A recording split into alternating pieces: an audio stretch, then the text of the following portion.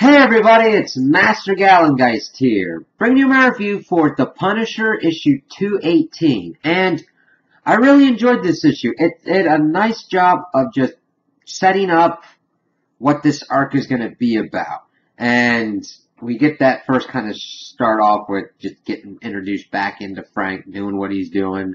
We see these two groups, this weapons dealer selling to this,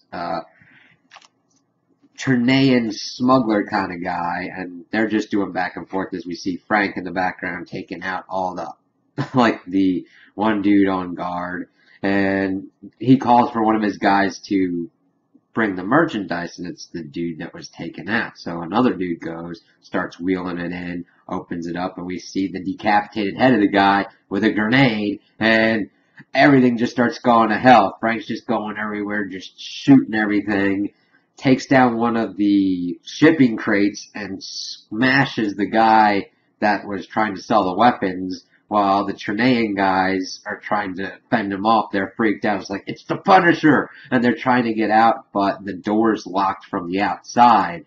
And he's just taking out one guy that's trying to get some weapons. This other dude's like, I think I got him! And they just start running out. And we see Frank just continuing to go at him. Two of them are get back to the freighter, and it's, don't worry, we'll come back with backup, we'll take this dude out. But Frank's just smiling and does a detonator and blows not just the little dinghy that they were on to get to the freighter, but sinks the freighter as well. It's just like, yeah, that's how Frank usually does it. And I really liked that they had chosen to draw Frank similar to the Netflix series actor that's portraying him, and I think they did a really good job of capturing him and not making it look kind of weird. And, you know, in certain cases, when you're trying to make a comic book character look like their actor, it could either work out really well, like in this circumstance, or in certain cases, you're just like, it kind of looks like him, but it kind of doesn't work. This case, it works pretty well. So, Frank admires his work and then goes back to his van, but we see that Nick Fury Jr. is there. And you're like, hey, it's kind of weird that you're like a homeless vet living in your van with all these guns, but hey, who am I to really judge? And he's like, what do you want, Fury? And he's like, you would have shot me by now if you wanted to. And he's like, yeah, I would have shot your old man in between the eyes a couple times. And he's like, I wouldn't trust you if you didn't have that feeling. So he's like, come on. I want to take you out for some soup. So they get to this restaurant, which Fury Jr. has reserved under the name Odinson, and Frank's like, it's kind of weird. He's like, hey, he worked with my father, and I doubt Odinson would come here. So we're good. So he starts laying out why he's come to Frank. So evidently, in the nation of Chernea, which is, of course, where these smugglers were from, a military coup has happened. And children are being killed. Everything's pretty much going to shit. And he's pretty much laying this out to Frank, saying, hey, listen, you're chasing the tail. You should go for the head. And Frank's just like that no-nonsense kind of stuff.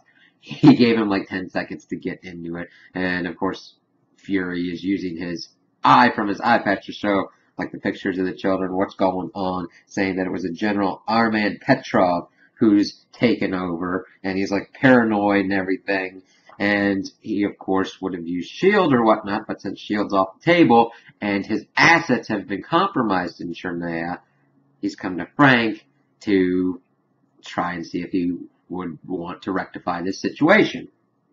So, he goes into more detail that there's rotten S.H.I.E.L.D. people there, they got armor and weapons, and they of course turned into Petrov's boys, since they weren't getting paid by S.H.I.E.L.D. or by Fury anymore. And he's like, okay, I know that this is kind of like a big thing for you, but we've got a kind of ace in the hole that I can talk to you about. So Frank, of course, is getting more and more kind of like, alright, we'll see kind of how this goes. So we then see the narration of Fury talking him through about this asset that he wants Frank to get. And that when S.H.I.E.L.D. went down, all the assets were divvied up, and this one was taken to the Air Force. So, he breaks in, and he's got 2 rules: not to kill, and if he's caught, he's got to get out as quick as possible. So, he does some pretty slick moves to take out some of the guards and get inside this vault. And he gets up to this one place and opens it up and like, oh yeah, this is going to be pretty cool. And of course, the rest of the military personnel get in there, and an explosion happens, and we see glowing eyes, and we see that Frank has procured the War Machine armor. And this enters into some interesting possibilities of, we've seen Rhodey using the War Machine armor. What would Frank Castle do with Iron Man armor? And we see as Frank's blasting out that Fury's like, when you're done with it, you're giving it back. And Frank's like, screw that. And seeing his kind of like smile on the face was pretty cool. So I kind of liked how they set this up. This is a pretty cool setup for him, that he's pretty much going on a one-man suicide mission almost to take out this dude in this country who's taken it over by military coup. Now, normally it would seem like a suicide mission, but now Frank's got War Machine armor, and that just enters in a new kind of different tactical kind of mix for Frank to do. Because he's usually one that goes in a very kind of tactical kind of mythology when he's going after people. You see that in this issue when he was taking out the arms deal. So that's going to show a kind of different kind of side to how he utilizes this armor and how this armor could be potentially used in different kind of scenarios, which I really kind of like. And I just like the setup of, yo, Frank, there's this really bad dude. Go take him out. And then just building up like, oh yeah, he's taken over country. He's got an army at his disposal and rotten shield agents with advanced tech. That just sets up to be a really kind of cool arc. Now, for most part, I really like the art in this book, but when they revealed that Frank was in the War Machine armor, I just felt that this artist really hasn't dealt with the technological kind of armor that's usually reserved for Iron Man and War Machine that much. It just looked a little bit undefined. I'm definitely looking forward to seeing what he could do further on throughout the rest of this arc. But it just was like, okay, I just wish it was a little bit clearer. Now, granted, I understand that there was rain and everything involved in the scene, but I just like it to be a little bit more defined, because the covers with Frank in the armor look really cool, and I would really like that translated as well into the interior of the comic book. But overall, I like how they set this up. I like how it's just like, I got a problem, and I need your help, Frank. And Frank just is intrigued that this is an interesting challenge for him to go off and do, and of course it's bad guys to take out. So, I'm glad that I picked this up, and I'm glad to kind of see what they do with this. So those are my opinions on the issue. Tell me what you guys think in the comments below.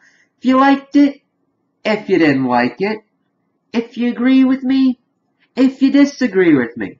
Also like and subscribe, and I hope you have a good day.